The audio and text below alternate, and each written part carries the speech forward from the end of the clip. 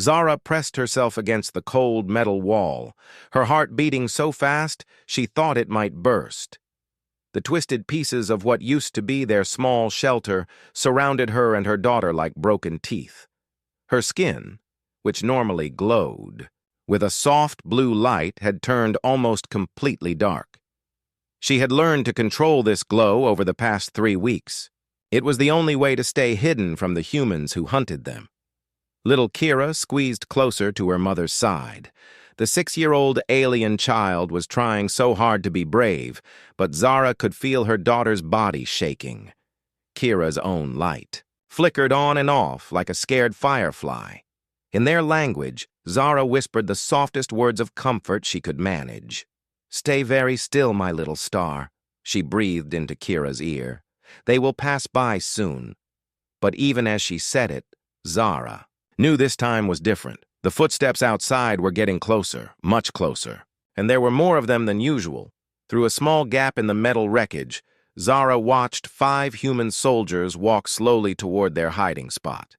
Their leader was a man with deep scars across his face and cold, angry eyes. She had seen him before during their narrow escapes. The other alien families in the area whispered about him in fear. He was the one who led the hunting parties, the one who showed no mercy. "The trail leads right here," the scarred man said to his team, pointing at the ground.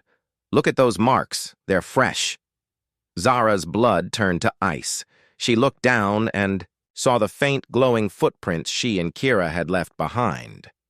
No matter how hard they tried, their people couldn't stop leaving these traces. It was part of their biology, like breathing or blinking. Back on their home planet, these glowing paths were beautiful. They helped families find each other in the dark. But here on Earth, they were like arrows pointing straight at them. "Mother and child by the size of the prince," another soldier said. "Can't be far." Kira looked up at her mother with those big, dark eyes that held too much fear for such a young child. In her small hands, she clutched the last thing they had from their destroyed world, a tiny crystal pendant that pulsed with gentle light. It had belonged to Zara's mother and her mother's mother before that. Now it was all they had left of home. Zara's mind raced as she tried to think of a way out. The nearest safe hiding place was across an open area filled with broken concrete and rusty metal. It would take them at least 30 seconds to reach it, running as fast as they could, but 30 seconds felt like forever when people with weapons were chasing you. She thought about their journey to this moment. 6 months ago, their massive ship had been traveling through space, carrying thousands of families like theirs. They weren't looking for a fight or trying to take over any planet. They were refugees, running from a dying sun that had made their world too hot to live on. Earth was supposed to be just a stop along the way, a place to gather supplies and fuel before continuing to a new home among the stars. But something had gone wrong when they entered Earth's atmosphere. Their ship had been damaged, breaking apart into smaller pieces. Many escape pods had crashed in different parts of the world. Some aliens had died in the crashes. Others had been captured immediately. The lucky ones, like Zara and Kira, had managed to hide and survive. For 3 weeks, they had lived like animals, eating scraps of food they found in garbage bins and drinking rainwater from puddles. Zara had tried to keep Kira's spirits up by telling her stories about the beautiful new world they would find someday. But as the days passed, hope became harder and harder to hold on to. The sound of boots on gravel brought Zara back to the present danger. The soldiers were only a few steps away now. She could hear them talking in low voices, planning how to surround their hiding spot. Her people were naturally fast runners, much faster than humans. But Zara had grown weak from weeks of poor food and little sleep. And Kira's legs were so short. "Please, Mama," Kira whispered so quietly that only another alien could hear. "What are we going to do?" Zara looked into her daughter's eyes and made a choice that came from the deepest part of her heart. Every mother, whether human or alien, understands this feeling. When your child is in danger, You don't think about yourself. You don't calculate the odds or worry about what might happen to you. You just act. Listen to me very carefully, Zara whispered back. When I say run, you run as fast as you can toward those broken buildings over there. Don't look back. Don't stop. No matter what happens, you keep running until you find somewhere safe to hide. But Mama, what about you? I'll be right behind you, little star. I promise. It wasn't exactly a lie, but it wasn't the complete truth either. Zara knew that if they both ran together, the soldiers would catch them easily. But if she could create a distraction, if she could make the humans focus on her instead of Kira, maybe her daughter would have a chance. The footsteps stopped. Zara held her breath and peered through the gap again. The scarred leader was standing just 10 feet away, examining the ground carefully. His weapon was ready in his hands. The other soldiers had spread out, trying to surround the area. I know. You're in there, the man called out in a voice like ice. Come out now, and we'll make this quick and easy. Zara felt Kira's small hand slip into hers. The child's skin was cold with fear, but she squeezed her mother's fingers 3 times. It was their secret signal, the way they said, I love you, without words. Zara squeezed back 3 times, then gently pushed her daughter toward the gap in the metal wall that led to the open area. This was their only chance. In a few seconds, the soldiers would find them anyway. At least this way, Kira might survive. Now, Zara whispered, and with that single word, everything changed. Zara burst out from their hiding place, her alien speed carrying her in the opposite direction from where she had sent Kira. She wanted to draw the soldiers away from her daughter, to give the child precious seconds to escape. There she is, the scarred leader shouted. Don't let her get away! Zara ran like she had never run before, her feet barely touching the ground. Behind her, she could hear the heavy footsteps of the human soldiers and their angry shouts. Her plan was working. They were all chasing her instead of looking for Kira. But as she reached the edge of the open area, Zara made a terrible discovery. Another group of soldiers was waiting there, blocking her escape route. She was trapped between 2 groups of armed humans, with nowhere left to run, and somewhere behind her, hidden in the shadows of the broken buildings, little Kira was all. Alone, watching her mother face impossible odds. The hunt was about to become something much more dangerous, something that would test the very limits of a mother's love and the unexpected kindness of strangers. The moment Zara saw the second group of soldiers blocking her path, she knew her plan had failed. She was trapped in the middle of an open area with nowhere to run. Her chest rose and fell rapidly as she tried to catch her breath. The weeks of poor food and little sleep had made her weaker than she wanted to admit. Behind her, the scarred leader and his team were closing in fast. Their heavy boots pounded against the concrete like thunder. In front of her, 3 more soldiers stood, with their weapons ready, forming a wall she couldn't break through. The trap was perfect. But Zara wasn't thinking about herself anymore. All she could think about was Kira, hidden somewhere in the shadows of the broken buildings. Had her daughter made it to safety? Was she watching this terrible scene unfold? The thought of Kira seeing what might happen next made Zara's heart break. End of the line, the scarred leader called out as he approached. His voice was cold and filled with hatred. No more running. Zara slowly turned to face him, raising her hands to show she wasn't carrying any weapons. Not that it would matter. Her people were naturally peaceful. They had never been fighters or conquerors. They were farmers and artists, teachers and healers.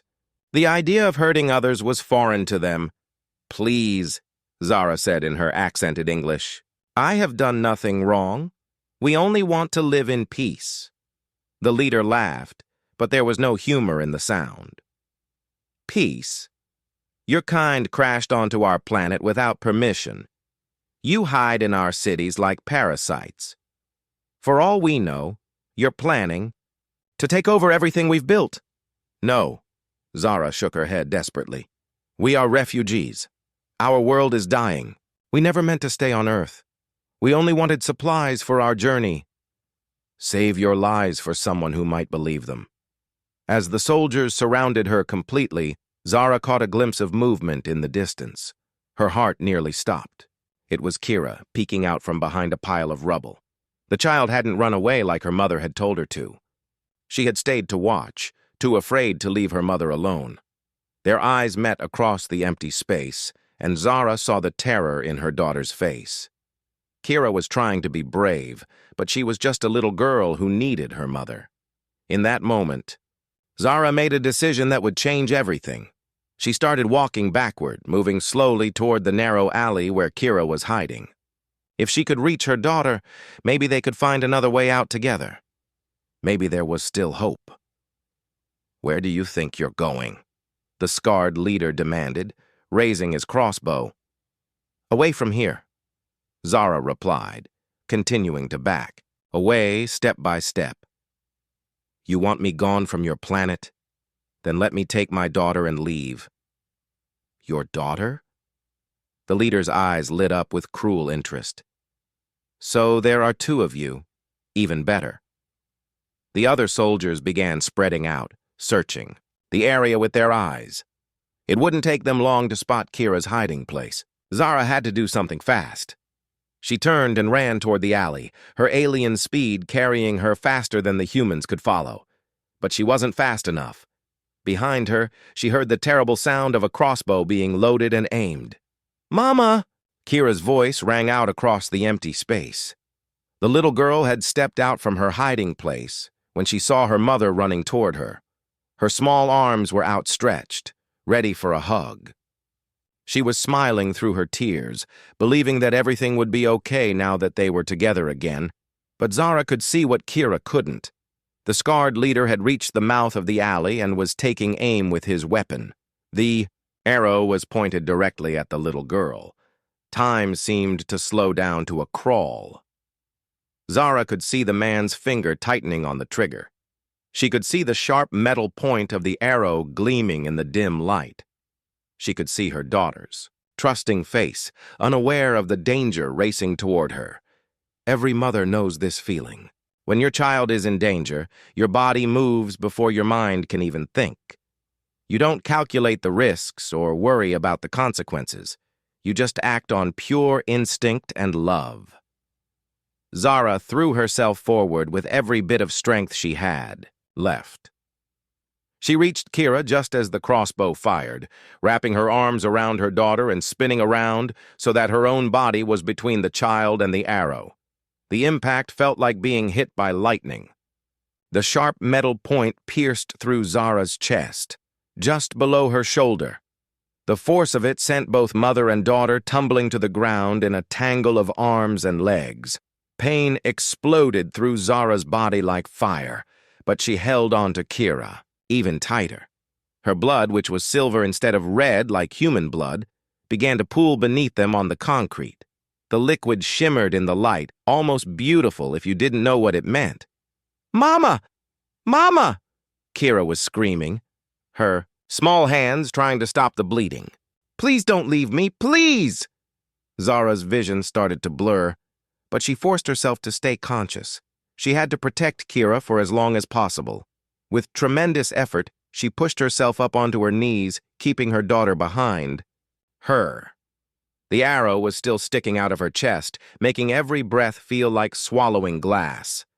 The scarred leader walked slowly toward them, reloading his crossbow with another arrow. His face showed no emotion at all, as if he was doing nothing more important than stepping on an insect. "One down," he said in that ice-cold voice. "Now for the little one." Zara tried to stand up, but her legs wouldn't support her weight anymore. The silver blood was flowing too fast, making her weaker by the second. But she didn't give up. She couldn't give up, not while Kira still needed her. "Run, little star," she whispered to her daughter. "Please, run." But Kira wouldn't leave. The brave little girl stayed right there, holding onto her mother and crying. She was too young to understand that sometimes running away is the only way to survive. All she knew was that her mother was hurt, and she wanted to help. The leader raised his crossbow again, this time aiming at both of them. His finger began to tighten on the trigger for the second time. "Stop right there!" The voice came from somewhere. Behind the soldiers, strong and clear and full of authority. Everyone froze, including the scarred leader. His finger hesitated on the trigger as he turned to see who had dared to interrupt him. A woman stepped out from behind a concrete pillar, and suddenly everything changed. She was human, but unlike the soldiers, her eyes were filled with compassion instead of hatred. She was older, maybe in her 50s, with kind eyes and steady hands. In one hand, she carried a medical bag. In the other, she held a small weapon of her own. "I said, stop," the woman repeated, her voice calm but firm. "Put down your weapon and step away from them." The scarred leader's face twisted with anger. "This is none of your business. These creatures are dangerous." "That's a wounded mother protecting her child," the woman replied. "I don't see any danger here except the one you're creating." As the two humans faced off against each other, Zara held Kira closer and whispered a prayer in her native language. Maybe, just maybe, help had finally arrived. Maybe this nightmare was about to end. But she was losing too much blood to stay conscious much longer. Whatever happened next, she might not be awake to see it. The woman who stepped out from behind the concrete pillar looked nothing like a soldier. She wore a simple jacket over blue scrubs, the kind that doctors and nurses wear in hospitals. Her gray hair was pulled back in a practical ponytail, and her face showed the kind of tiredness that comes from working long hours helping people. But her eyes were sharp and determined. Dr. Rivera had been hiding in this abandoned area for weeks, conducting secret research that could change everything. While most humans feared the aliens who had crashed on Earth, she saw them differently. As a doctor, she was curious about their biology, their medicine, their way of life. She wanted to understand them, not destroy them. "Put the weapon down. Hayes," she said firmly, keeping her own small pistol pointed at the scarred leader. "This has gone far enough." Hayes turned to face her fully, his crossbow still loaded and ready. The other soldiers looked confused, unsure whether to aim at the aliens or at their own fellow human. This wasn't what they had expected when they started their hunt this morning. "Dr. Rivera?" Hayes said with disgust. "I should have known you'd show up eventually. You and your bleeding heart speeches about alien rights." "They're not aliens," Rivera replied calmly. "They're refugees. There's a difference between someone who invades your home and someone who knocks on your door asking for help." "Same result. They don't belong here." Rivera took a step closer, never lowering her weapon. Behind Hayes, she could see the wounded mother trying to shield her child with a body that was failing fast. The silver blood pooling on the ground told her everything she needed to know about how serious the injury was. "That woman is dying, Hayes. Her only crime was protecting her daughter. If you have any humanity left in you, you'll let me help her." Hayes laughed coldly. "Humanity? These things aren't human. They're parasites that will multiply and take over our planet if we don't stop them now." "Look at them!" Rivera's voice rose with passion. "Really look! Do you see an invasion force? Do you see weapons or advanced technology? All I see is a terrified mother and a crying child who need medical attention." For a moment, something flickered. In Hayes's eyes. Maybe it was doubt. Maybe it was the memory of his own children, safe at home while he hunted other people's families in the ruins. But the moment passed quickly, replaced by the same cold hatred that had driven him for months. "They're not people," he said flatly. "They're things, and things can be disposed of." He started to raise his crossbow again, but Rivera was ready for him. She fired a warning shot into the air, the sound echoing off the concrete walls like thunder. The other soldiers jumped back in surprise. "The next one won't be a warning," Rivera said quietly. The standoff stretched on for what felt like hours, but was probably only seconds. Hayes and his men outnumbered Rivera, but they all knew she was an excellent shot. More importantly, they knew she had friends in high places, people who might ask uncomfortable questions if something happened to her. Finally, Hayes lowered his weapon, but his face was twisted with rage. "This isn't over, Doctor. When these creatures show their true nature, when they start killing innocent humans, I want you to remember this moment. Remember that you chose them over your own species." "I chose to help someone who needed help," Rivera replied. "That's what doctors do." Hayes gestured to his men, and they began backing away slowly. But before they left, he turned back one more time. "You've got 1 hour before we report this location to headquarters. After that, this whole area will be crawling with soldiers. Better hope your new friends can disappear fast." As the patrol disappeared into the maze of broken buildings, Rivera immediately holstered her weapon and rushed to where Zara lay bleeding. The alien mother was barely conscious now, her breathing shallow and labored. The arrow had gone deep, and Rivera could see that it had probably punctured a lung. Little Kira looked up at Rivera with those huge, dark eyes filled with fear and hope. The child was still clutching her mother's hand, silver blood staining her small fingers. She said something in her own language, a question that Rivera didn't need to understand to know what it meant. "She wants to know if you can save her mama," Rivera said softly to herself, then looked directly at Kira. "I'm going to try, sweetheart. I'm going to try my best." Rivera opened her medical bag and began working immediately. She had studied alien biology for weeks, comparing it to human anatomy. Their hearts were in slightly different places. Their blood carried different chemicals, but the basics were surprisingly similar. A punctured lung was a punctured lung, whether it belonged to a human or an alien. "What's your name?" Rivera asked, as she worked, trying to keep Zara conscious and talking. "Zara," the alien woman whispered. "My daughter, Kira." "Beautiful names. I'm Dr. Rivera. I'm going to take care of both of you." Zara's eyes focused on Rivera's face with great effort. "Why?" she asked weakly. "Why help us?" Rivera paused in her work for just a moment, meeting Zara's gaze. "Because every mother deserves the chance to see her child grow up, no matter what planet she comes from." As she spoke, Rivera was carefully examining the wound. The arrow had to come out, but doing it wrong could cause even more damage. Needed proper equipment, a sterile environment, and more time than Hayes had given them. "Can you move?" Rivera asked. "I have a place not far from here where I can treat you properly." Zara tried to sit up but immediately fell back down. The pain was too much, and she was losing strength fast.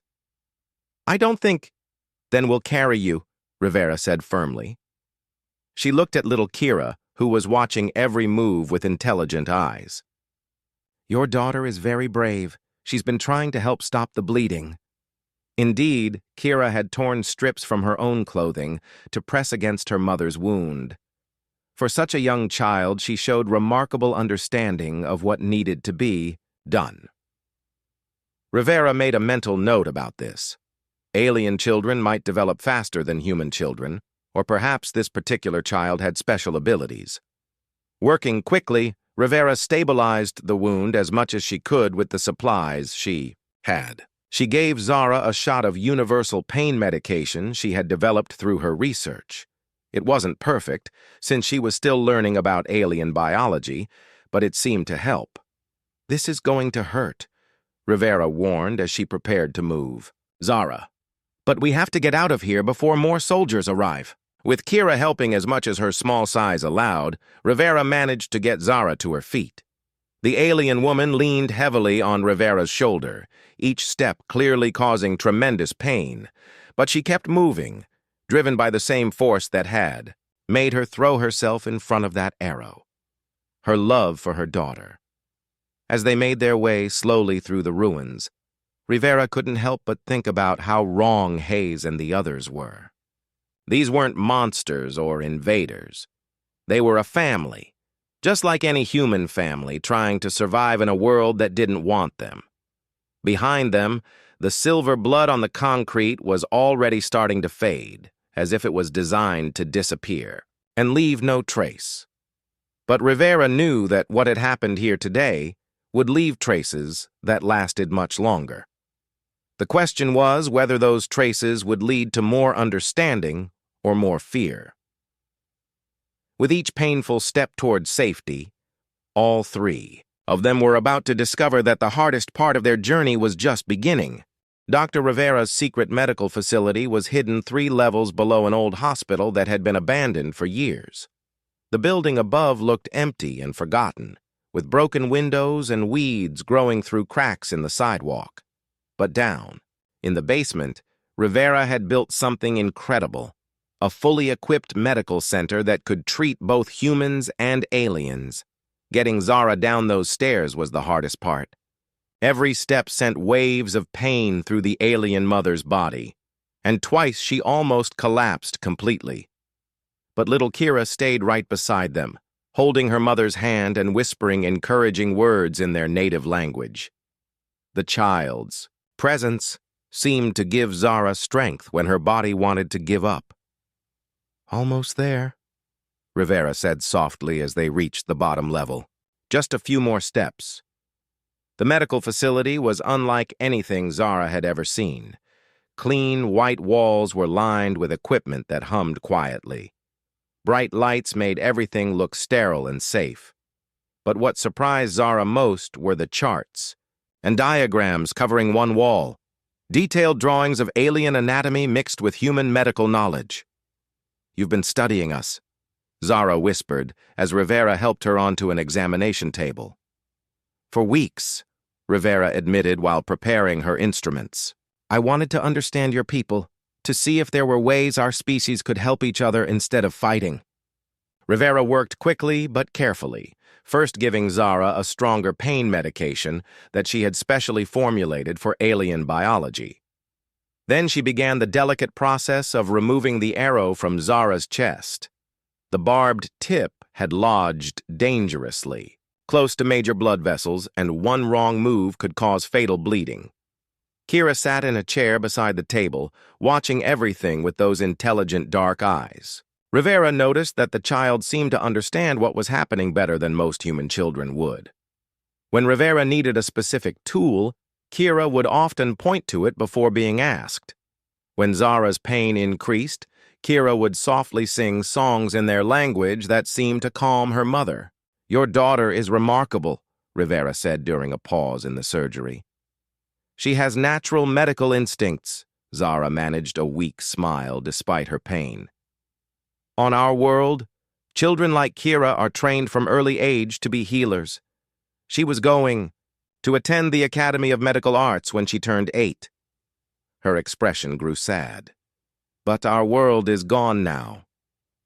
As Rivera continued working, Zara began to tell her story. Their planet had been dying for generations as their sun grew unstable. The government had built massive ships to carry their people to new worlds among the stars. The journey was supposed to take many years, with stops at different planets to gather supplies and rest. Earth was meant to be temporary, Zara explained. "We only needed food, water, and fuel for our engines. But when we entered your atmosphere, something went wrong. Our main ship broke apart. Many escape pods crashed in different places." Rivera listened while she worked, learning that the aliens weren't invaders at all. They were refugees, just like the human refugees she had treated in war zones years ago. They were families torn apart by disaster, trying to find safety in a hostile world. "How many of your people survived the crash?" Rivera asked. "We don't know," Zara replied sadly. "The pods scattered across your planet. Some families are hiding in cities. Others are in forests or mountains. We have no way to contact each other." The surgery took 3 hours. During that time, Kira never left her mother's side. The little girl helped Rivera by handing her tools and even held surgical lights when needed. Rivera was amazed by how quickly Kira learned and adapted to helping with the medical procedures. When Rivera finally removed the arrow completely, she found something unexpected. The alien blood wasn't just silver in color. It had healing properties that human blood didn't possess. It seemed to repair damaged tissue faster than should be possible. "This is incredible," Rivera said, examining a sample under her microscope. "Your blood contains compounds that could revolutionize human medicine. We could help people heal from injuries that are currently impossible to treat." Zara looked surprised. "You mean our biology could help humans?" "Absolutely. And I suspect human medicine could help your people too. We're not as different as everyone thinks." Over the next few days, as Zara recovered from her surgery, a friendship began to grow between the three females from different worlds. Rivera learned that alien families were very similar to human families. They told stories to their children, worried about their education, and sacrificed everything to keep them safe. Kira, meanwhile, was learning English at an incredible rate. She would repeat words Rivera said, practicing pronunciation until she got it perfect. The child was also teaching Rivera words in their language, creating a simple bridge between their two species. "Mama getting stronger," Kira announced one morning in careful English, beaming with pride at her progress with the new language. Rivera smiled. "Yes, she is. Your mother is very strong." But even as Zara's physical health improved, all three of them knew they were living on borrowed time. Every day, military patrols came closer to their location. Hayes had been true to his word about reporting the incident, and now soldiers were conducting systematic searches of the entire district. "We can't stay here much longer," Rivera admitted, one evening as they shared a simple meal. "My contacts tell me that within a week, this whole area will be under martial law." Zara nodded, though Rivera could see the fear in her eyes. "Where can we go?" "Every place on your planet seems dangerous for my people." Rivera had been thinking about this problem for days. She had contacts in other countries, scientists who shared her belief that cooperation was better than conflict. There were secret research stations where alien refugees could find safety while working toward a peaceful solution. "I know a place," Rivera said carefully. "It's far from here, in a colder part of the world. There are others there, humans and aliens working together. But getting there won't be easy." Kira looked up from her food. "Will there be other children like me?" Rivera's heart almost broke at the hope in the little girl's voice. "Yes, sweetheart. There are other alien children there, and human children too. You'll have friends to play with." That night, as Zara and Kira slept peacefully for the first time in weeks, Rivera sat at her desk preparing false documents and travel plans. She was risking everything, her career, her freedom, maybe even her life. But when she looked at the small family she had saved, she knew it was worth it. Through her research, Rivera had discovered something that could change the relationship between humans and aliens forever. But first, she had to get Zara and Kira to safety.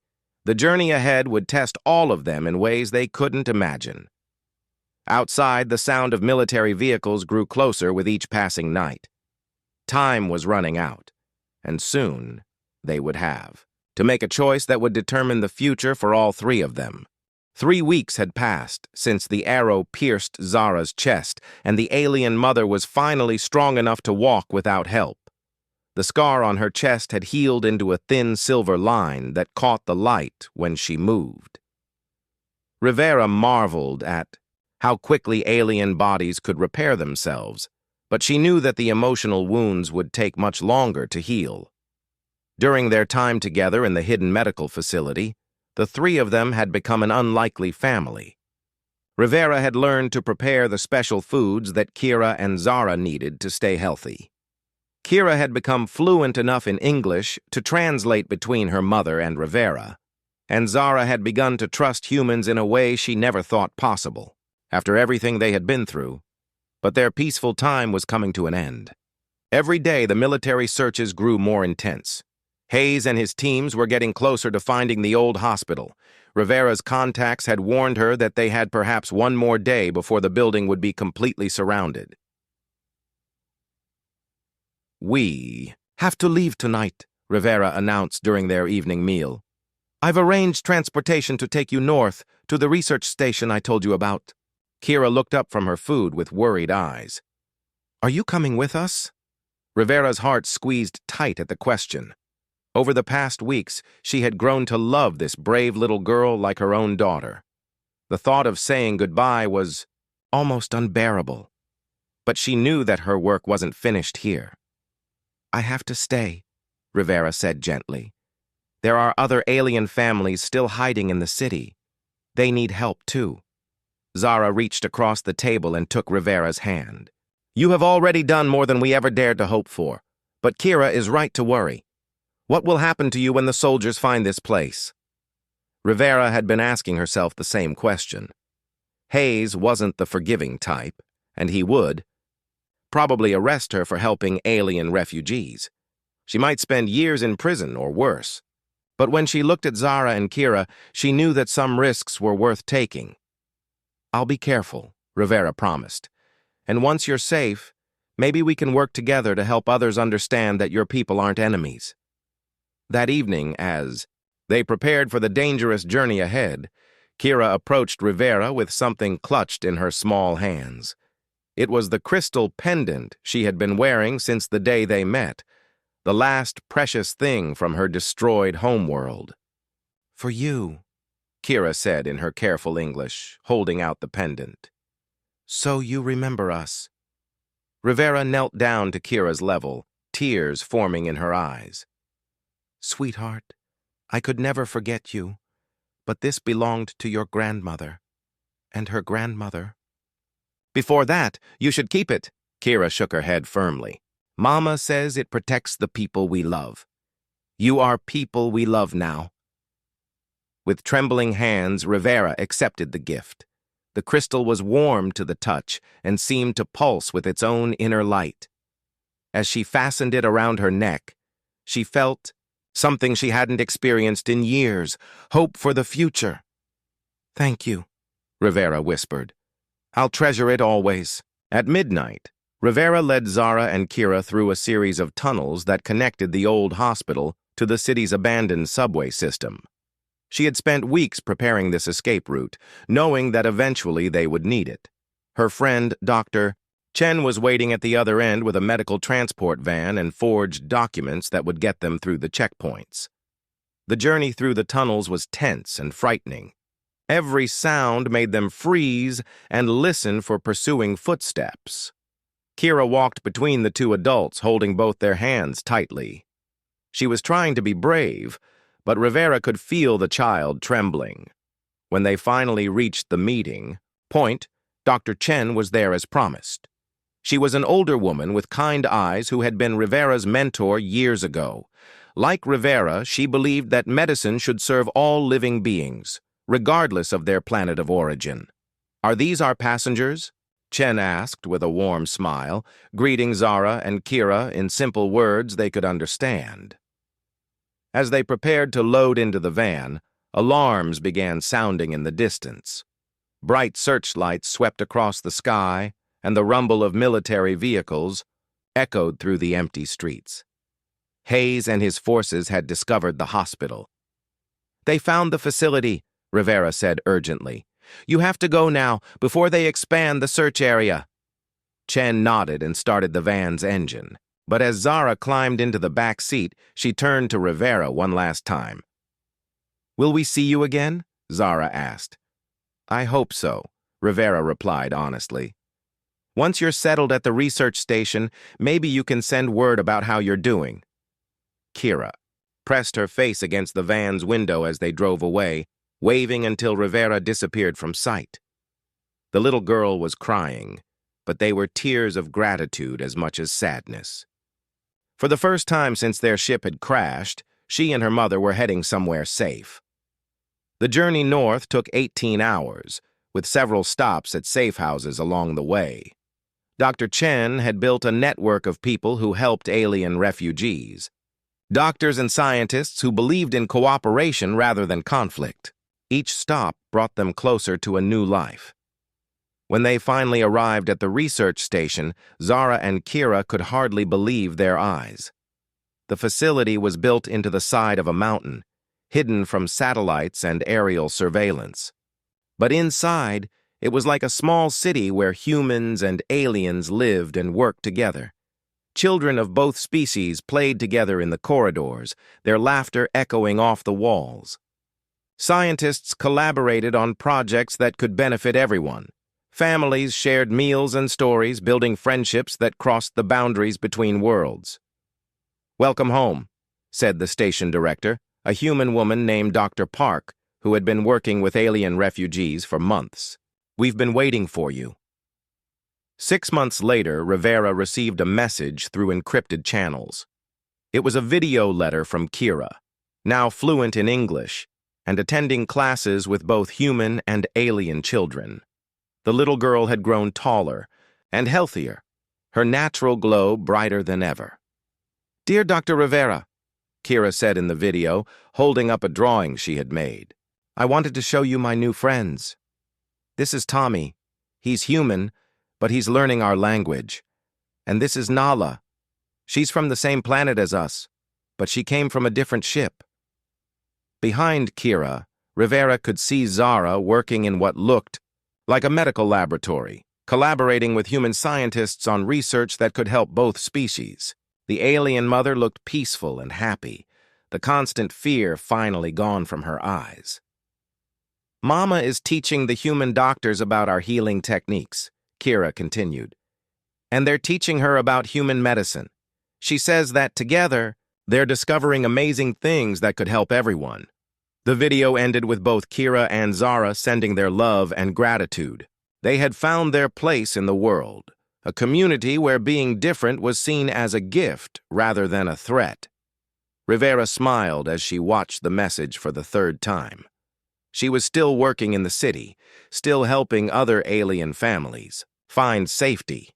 Hayes had indeed arrested her after discovering the medical facility, but sympathetic judges and public pressure had led to her release after only 2 weeks in jail. Now she wore Kira's crystal pendant every day, a reminder that small acts of kindness could change the world.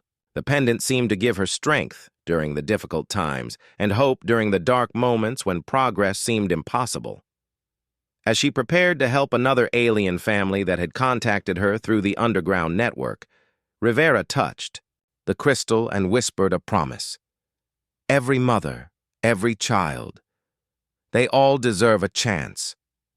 The work was far from over, but Rivera knew that people like Zara and Kira were proof that different species could not only coexist, but thrive together. The future would be built by those brave enough to choose understanding over fear, compassion over hatred. And somewhere in a hidden mountain facility, a little alien girl was growing up surrounded by friends from 2 worlds, preparing to become a bridge between the stars.